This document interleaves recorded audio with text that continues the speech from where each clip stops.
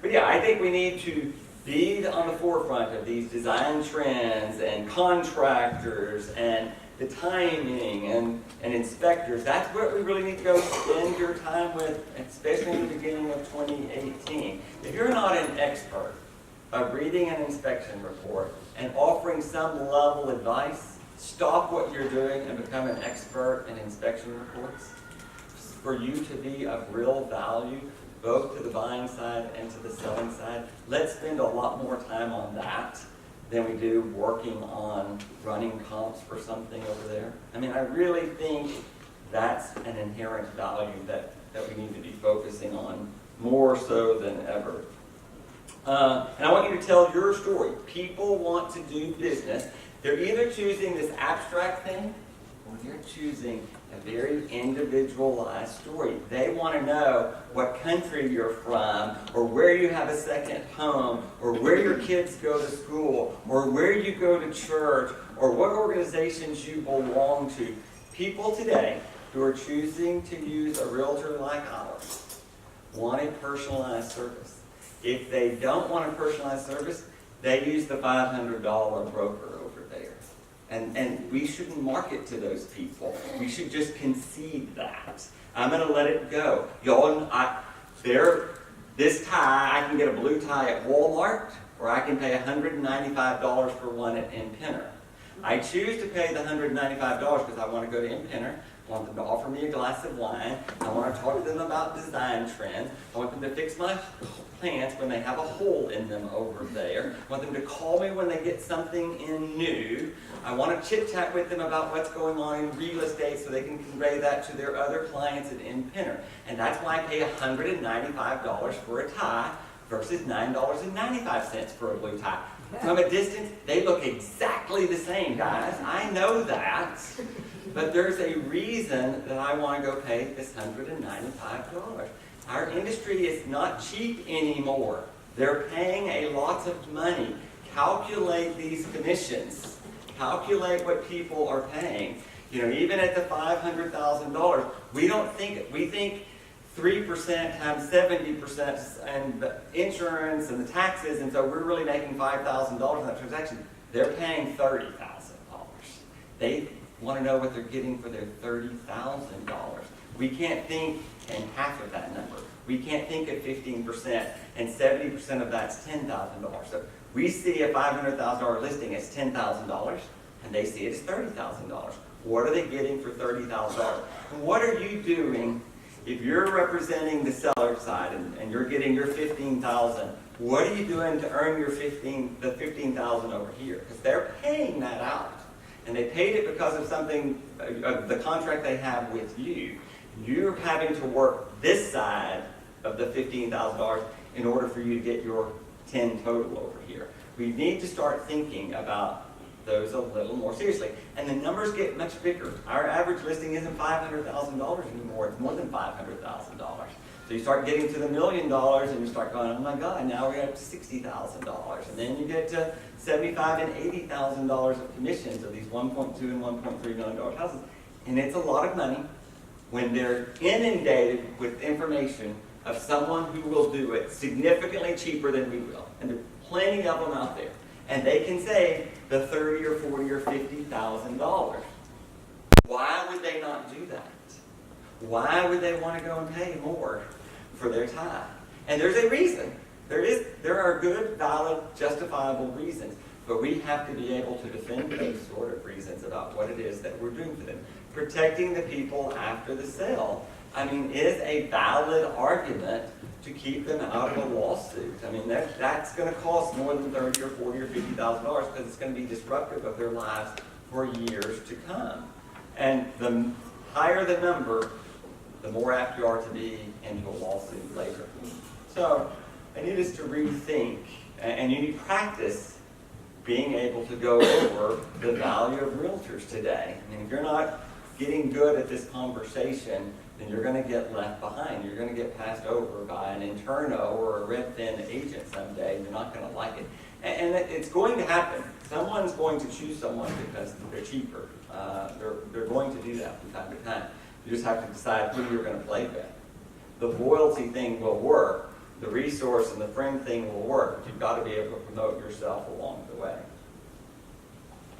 Questions about that? Okay, I want to talk a little bit more about 2018 while we have time, because I do think that we have some things. I mean, I think when I evaluate the end of 2017 and the beginning of 2018, I look at what the strengths that we have. I believe the image of Boulevard Realty is very positive into the marketplace. I think we've worked very hard to gain respect of what it is that we are. I mean, we're not ever going to be as big as Martha Turner. I'm going to concede. John Daugherty has 140 agents. Martha Turner has about 375 agents today. They're going to be bigger than we are. They do more in a quarter than we do in a year, and that's fine. I do not want to work in a firm with 375 agents. I would assume every one of you do not want to work in an environment with 375 agents, or you would probably go to work at Martha Turner. They're a lovely company. I think that they're just fine. That's not the environment I want to work in. I want to work in a smaller environment where I know everyone's name and their dogs and their children and their spouses, and we can all interact with one another. And that's the corporate culture that I want to be involved with. And that's our strength. And I don't think we can be significant if there were 13 of us, and I don't really want to have 110 of us. I think the size is basically the strength, and it's what it is that I think that we can promote. We're going to get our butt kicked from time to time because they have more agents than we do in other geographic areas. And we've just got to be able to concede that from time to time. If there's more agents in Braes Heights that have Greenwood King signs, then we're not going to get every Braes Heights listing. We're going to get some Braes Heights listings, but we're not going to get every one of those. That's just the nature of the game. If you want to go be a part of 375 people, then, I mean, that's one way to play that game, but then you're competing with 30 people within Martha Turner. So I don't even think that that's to anyone's advantage necessarily. But we have done a very good job. I have been appointed to the HRIS board, which is 5 people at the Houston Association of Realtors, which oversees the board of directors and these committees or whatever, so we'll see what that gets me. I'm not sure. I was honored to be asked. So it's me and a bunch of former chairmen of the boards over there. When I know more about what I do on that task force, I'll let you know. We have the greatest amount of staff and the ratio of staff people to agents of any other like-minded firm in the city. If you're not taking advantage of all of the staff, then you're not taking advantage of what I'm already paying for.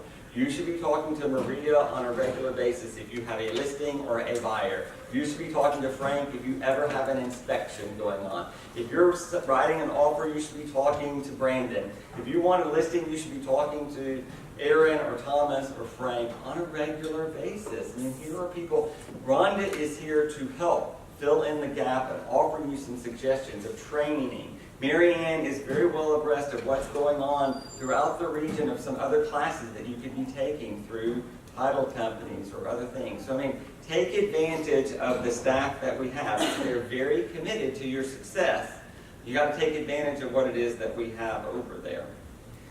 I have a fair amount of knowledge that I'm happy to share with you. I don't know that there's many other brokers out there that have sold $33 million in the last year, and who are available to be at your beck and call whenever you need me to. We are very community focused. We are neighborhood oriented. We are working on making Houston a better place to live so that we're well abreast of what's going on in most neighborhoods. From West Houston to Kingwood to Clear Lake, we're paying attention to what's going on in those areas. I spend very little of my time dealing with Heights issues these days. I spend a lot of other time focused on other issues. I'm in the Acres Homes Complete Communities seminar on Saturday or whatever as the real estate expert in Acres Homes over there. I'm constantly trying to deal with the near north side and the areas on the other side of 59, the areas in the east side, the areas, Meyerland. I drive to Meyerland every weekend to see what's going on over there. I think it's just the image of it. I mean, so we're trying to focus on a lot of different areas. I spent a lot of time in Memorial. I mean, look, I had Lazy Brook, I got Tiny Trails in Memorial for $2.8 million. I have Falwell for $2.85 million in Memorial. I mean, we're on the west side of town. I am showing in the Lakes of Eldridge and over there at Fry Road every Sunday. Ask Mary Ann, she's got my map going for me. Every Saturday and Sunday, I am way out the other side of the Beltway. I mean, I know more about those damn subdivisions and what's flooded than I think any of you do, because I am out there all the time. Believe me, I am trying to make sure that we have exposure outside of the Heights area. I'd like to work a little more in West U. I mean, I don't think we're taking advantage of the office and everything that we have going over right in that area, but I think we need a few more people to help us there. And we really do have this area of team support. We are here to help one another. This firm shares more information with one another than any other firm around that's like that. I mean, you can't imagine how cutthroat they are at these other firms and how they hate one another. And we share information. Your best friend is sitting beside you or behind you, and they're a resource to help you along the way. We have lots of strengths, a lot of things going on. I think we could up our presence in Galveston. I think we could up our presence in West U. I think we could up our presence in the suburbs. The way for that to work better is for me to have some agents that want to work in those areas. And there are things that we could do to help up our game in that field. I'm no longer, I mean, I get asked for at least $100,000 a month for support or to sponsor something. I am not going to sponsor one thing if there's not a face of an agent to be involved with that. I'm happy to give money to the Bark Gala, only if I have an agent who's going to go sit over there at the Bark Gala. I'm happy to write a check to the Westview Softball Club or the Girl Scouts of Cinco Ranch. So long as there's an agent that's the face of that, not me, then I'm willing to go and participate in those endeavors. And there's hardly any endeavor that we've been asked for that if the agent was willing to put up half, that I wouldn't put up the other half. You got to find some way to be the face of something and let me go and help us in those areas over there. And I still am amazed at the number of agents that don't take advantage of the opportunities that they have within the firm. Taking advantage of the training, taking advantage of the staff members, taking advantage of the Franks and the Marios and the Marias, and I would hope that we would do a better job of that in 2018. I think 2018 is all going to be about post-Harvey. Had a lot of flooding instances over the last few years. What's different about this one was that it really brought home the changes in climate and how it's going to impact our lives. It wasn't necessarily about the rain. I think it was very little about a hurricane. Okay? I think we happened to have a hurricane that created an environment for the climate change and the water issue to become a rainfall issue, which is going to be foremost on our mind today. It's not going to be storm surges and things, although we could have a storm surge, there could be a different hurricane. But it's just truly, when I look at the amount of rainfall that fell in all these areas of the city, okay, look at where the rain actually fell. There's nothing to say that the next time it won't be 1 mile over, okay? There was nothing magic about where it fell. It just happened to fall right there. It's not like the rising water was the overwhelming problem. The problem was water coming down this direction. And it can come down in the middle of the Heights next time or the middle of Kashmir Garden next time. You don't know where the rain incidence can be, and you certainly don't know how long it's going to be. We're blessed that it was a very short period of time. Remember, everyone was out running around on Saturday thinking everyone lost their mind over this hurricane thing. And then all of a sudden, it hit. The rain could last 30 days. The tropical storms, the moisture issues, the saturation was not there this time. So it's going to create new problems that I think we just are going to focus on. We're going to focus on them, how the development code changes, how the flood maps change, how construction is going to impact, how detention is going to impact decisions and neighborhoods in the future, movements that are made at the federal level, the state level, the county level, and the local level. We're going to be on the forefront of those sort of things because they're going to impact each of these neighborhoods. We were talking with Becky yesterday. I mean, there have been houses that got a permit to redo their house, have been working on that house, and have called now for their new permit and have now gotten a letter to cease and desist, you're no longer going to be able to work. So think if you sold the house to your friend, and they hired a contractor, and they did the mucking, and they've rewired, and they've replumbed, and they polysealed, and they called for their inspection, only to be told you're no longer going to be able to invest one dime into that house, and everything you did is now worthless, and you're going to have to raise that house out of the floodplain, or you can't ever have it a house. After you've already bought it, and after you've already done $30,000, $40,000, $50,000 worth of work, they can come in and stop you from living in your house. You hear me? And only 2,000 of those letters have gone out. And believe me, I was a proponent of sending out these letters on day one, but more and more and more of these letters are going to go out. And people that have spent money remodeling a house are not going to be able to habitat that house, okay, by governmental policy. Yes, Susan? Would this be the ones that have flooded 2 and 3 and 4 times? I think that it's not the amount of times, it's the quantity of which the damage was. So if they really had 51%, now if you just had 6 inches of, it's not, they're not going to be able to do that. The city will not be able to do that. It has to be more than 51% of the damage. We do not have the cumulative rule like the city of Bel Air does, so it's not even today. Cumulative, it's if in the last instance you had more than 51%. But in every one of these instances, those houses where there were 6 inches of water and they couldn't get into the houses for 14 days or 17 days, that leached all the way up through the attic. If you're not doing the mold test in the attic, you're silly. If you didn't remove all the upper cabinets and remove everything, you are silly. You are going to kill people with the amount of mold that's going to be in these houses. And they have rapidly just covered it up, but I can put a Band-Aid on your cancer all day long, and it can solve your cancer at the least. You're just going to focus on the Band-Aid for a second. Air quality, mold, the mold up into an attic of a house that got 12 inches of water. This is where people are going to go focus for a while. And So if you had an inch in your house, you need to go ahead and have a mold test. Yes, you on the do. entire house. Sure you do. I wouldn't live in a house that didn't have that. Why would you want to know what the issue was? Especially if you have children or older people. But even very healthy 33-year-olds can get a problem with the right amount of mold. I don't want to overreact. I don't want to be fear mongers. I'm just saying it's the responsible thing to do, and it's certainly if you represent a buyer. No one.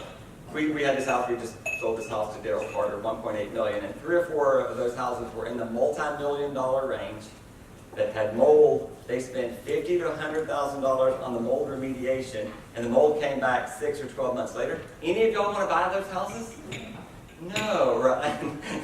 Just because you spend $50,000 for mold remediation doesn't mean that you don't have mold 3 months later or 6 months later. I mean, you may not have mold, but there's no guarantee that you didn't have mold again. And I believe people have moved too quickly and were in too much of a hurry and really didn't do enough to solve their problem. They focused on 18 inches and below, and they didn't focus on what's behind the walls at 6 feet, or 8 feet, or 12 feet.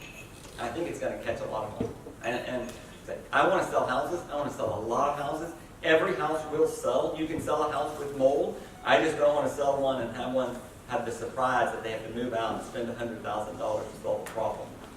Especially these younger people who are buying these newer homes and they're priced from $200,000 to $500,000. That's going to be a big hit for some of those people. So Harvey's going to be on our minds all the time. Yes? Please let me figure out. Yep. Right, the water was in and out and sit there for a long time.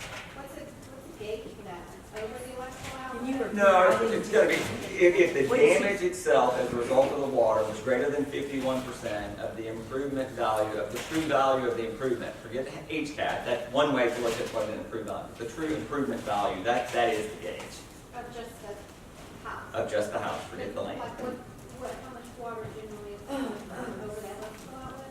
Well, I mean, it depends on how long the water stayed. You know, 6 inches in and out. say it was in and out and it was 6 inches, then it's not going to be that big a deal. If it's 18 inches and it was there for more than a day, and you have to rip out from 48 inches down throughout a whole house. So that's every bathroom, that's the flooring, that's the kitchen, that's the HVAC unit that's outside, that's the insulation that leached up, because you'd have to check a few other areas to see how high it went up there. You know, could it be at 50% of the value pretty quickly? Well, sure it could be. At 18 inches, it very well could be. And even if it hadn't flooded before? Even if it hadn't flooded before. And they're gonna do, they're gonna. Well, they can, here's what I'm saying. They can do it, and they have started doing it. I think that they're foremost going to focus on the houses that have flooded more than one time. If you flooded one time as results, and the water was in and out quickly, and it was a few inches, I don't think anyone, and there is an appeal process, so I mean, you could go and appeal and argue the value. Just because they say that doesn't mean you can't try and fight it. But common sense is that if it flooded, guys, what is going to be different this June than last June with regards to flooding? Nothing. Okay? Not one thing. Not $1 from Congress has remotely made its way to Texas yet. And we haven't gotten all the money approved. When it comes from the federal government, it goes to the state government, the state has to release it. We haven't gotten all the Ike money yet. Okay? Haven't remotely gotten all the Ike money. Okay? So there are not going to be any significant changes this summer. Okay? The bayou is not going to be any deeper. The reservoirs aren't going to be any deeper. Not going to be any new reservoir. The street designs weren't changed any different. So they're doing work on the bayou, but it's a long bayou. So when you do one little section and you don't do another little section, you're going to have to complete the project for it to make a significant difference. There's work. That project is not currently planned to be finished until 2021. If they finish that, it was initially going to be finished in 2012. So we're already 9 years delayed. What's the likelihood that we're going to finish in 2021? Anyone think it's really going to finish on time? No. I mean, so there's stuff happening, especially at Grace Bayou. There are some things happening. But the amount of water is same thing. By the time they did those studies based on water falling at 12 inches over a 12-hour period of time. And the average rainfall is now determined to be between 18 and 20 inches in that same period. So the minute they get finished with that project, it's obsolete. It's obsolete. They're using data from 30 years ago. The flood maps in Sandy for New York are 30 years old for Sandy. Has New York changed? 85% of the properties in New York City are in the flood zone. If you really use today's data, they just don't want to hear about today's data. They want to use a 30-year-old flood map in order to develop New York City because it costs more money to build out the floodplains. So the information will change, the maps will change. I'm not saying nothing can be done. I gave this quote yesterday. We know exactly what the problem is. We know exactly how to fix it. We just don't have any money to fix it. So over time, things will happen, but I don't know that anything's going to happen by next summer. I don't think anything significantly will have happened, other than the county has bought a few houses and bought those people out. But you're talking about an insignificant number of people. And we weren't selling. What they're buying out is in the San Jacinto riverbed. You know, for God's sake, every time it rained, there was 12 feet of water. You know, the houses were already up on stilts. They're not buying out major subdivisions in the city yet. So, Harvey, flood issue is going to be there. You see the same thing. We go over this map because I focus on this map. The red dots are where houses flooded, and it appears to be all over the city. There's not just one area we need to work on. There's Cypress, there's Kingwood, there's Clear Lake, there's Meyerland, there's West Houston, there's North Houston. But, I mean, let's don't kid ourselves. Houses in Brooksmith flooded. Houses in Independence Heights flooded. I mean, houses flooded all over our area that were not in a floodplain, and it had nothing to do with the bayou. Nothing to do with the bayou. Had to do with the street and the water in the street. Okay?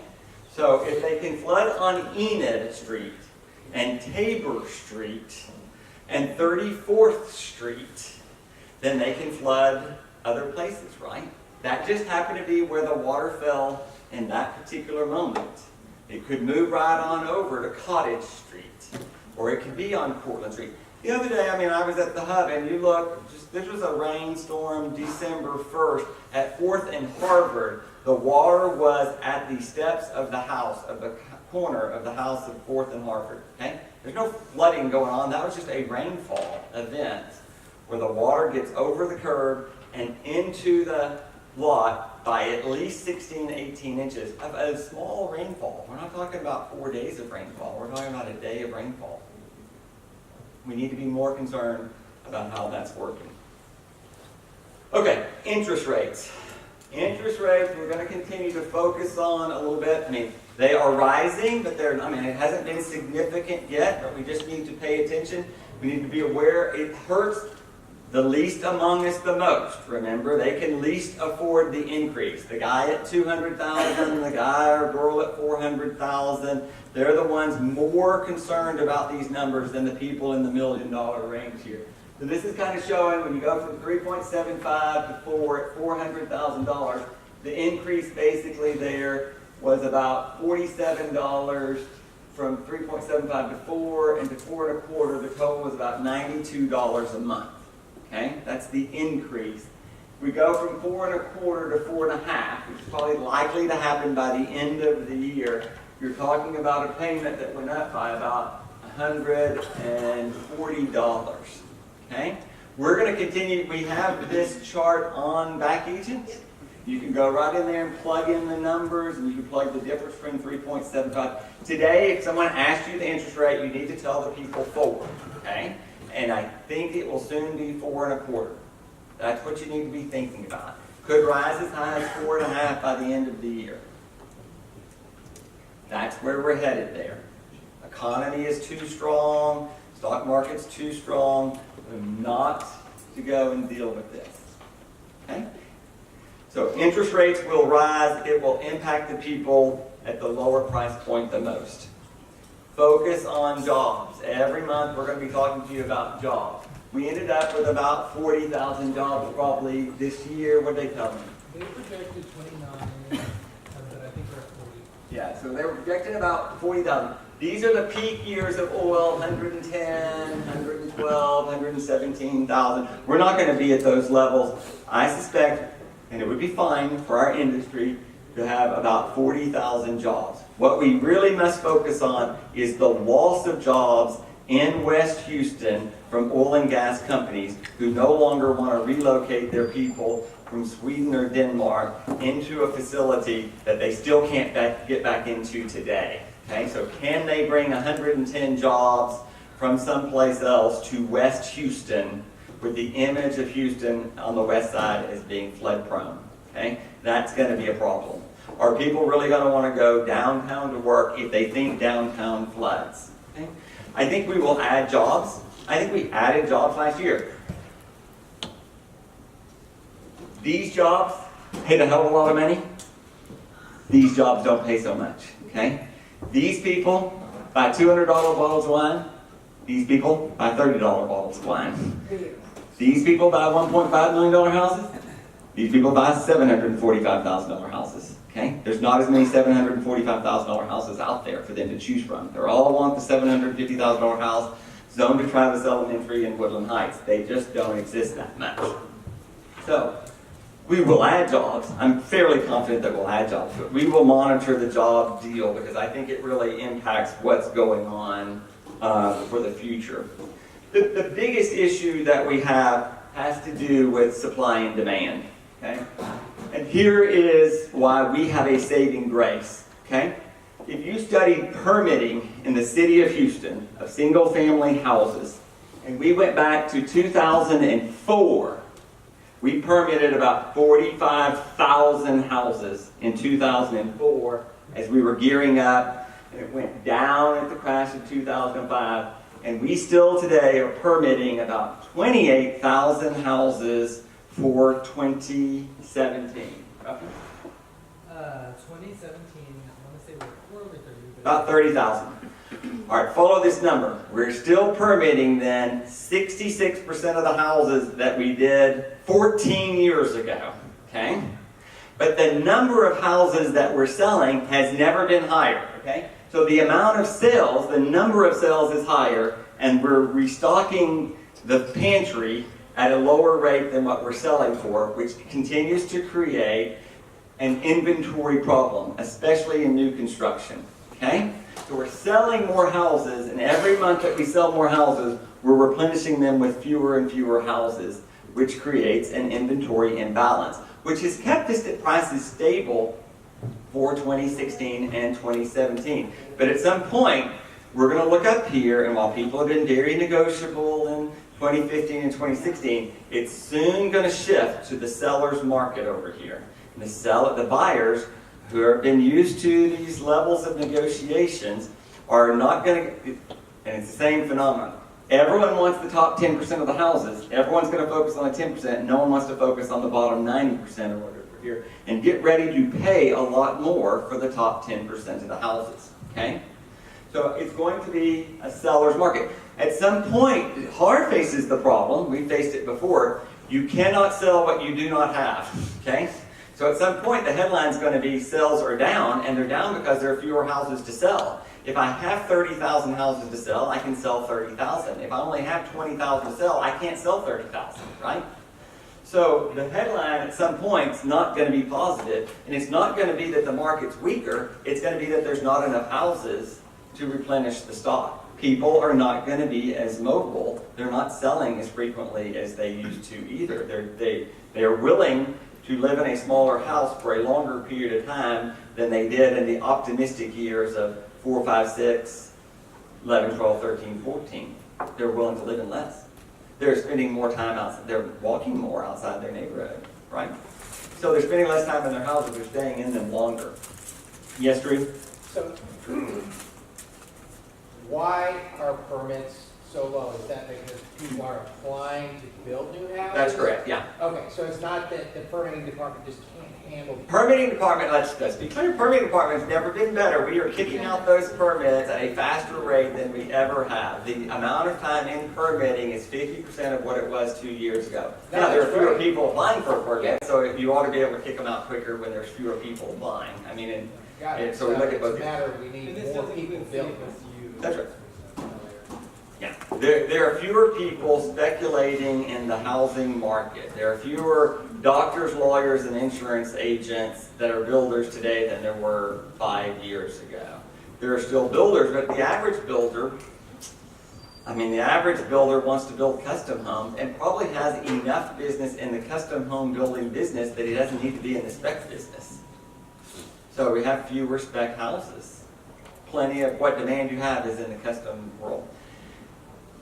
I still think the greatest opportunity for our marketplace, if you were just saying, where's the investment? Even if I was a builder or remodeler, I think you're going to go focus on the 20-year-old houses. The housing stock built from 96 to 2001 that have Baltic brown and travertine backsplashes and a bunch of brown chip everywhere that nobody wants. You can't sell those houses at any price. So we're testing, I'm testing it myself, I'll see if my advice is right. Lindsay Lee's house, 623 East, 7.5, I could not give away for $800,000.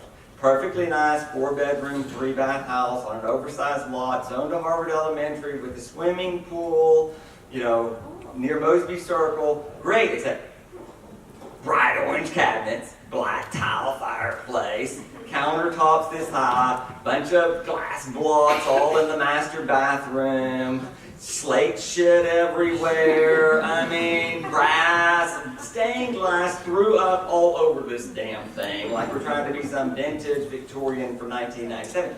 I couldn't sell it. We will spend $250,000 renovating that house. It will be dark floors and white walls and subway tile and Carrera, and I bet all day long I can sell that house for $2.5 million, which is an upside of about $200,000 on the plus side. And this is where the investors are going to go spend some money in 2018. Buy the 20-year-old house for $180 a foot, spend $75 a foot on it, and sell it for $335 a foot. The bones of the house are just fine. The location is amazing. The size was already quite adequate. The fence was in, the sidewalk was in, the landscaping is in. Remember, I'm just having to fix the fluff.